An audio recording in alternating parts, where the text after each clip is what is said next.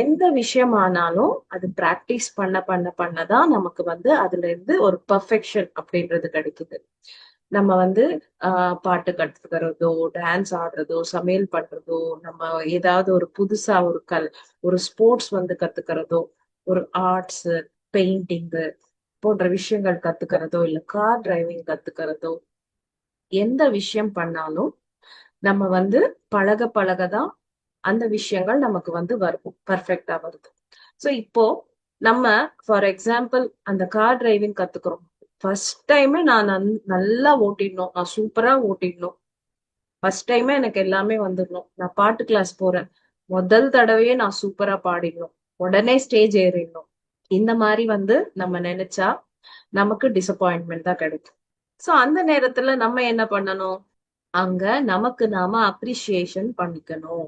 உன்னால முடியும், இது முதல் நாள் தானே, பொறுமையா இருக்கு, நமக்கு நாம செல்ஃப் அப்ரிசியேஷன் கொடுத்துக்கணும்.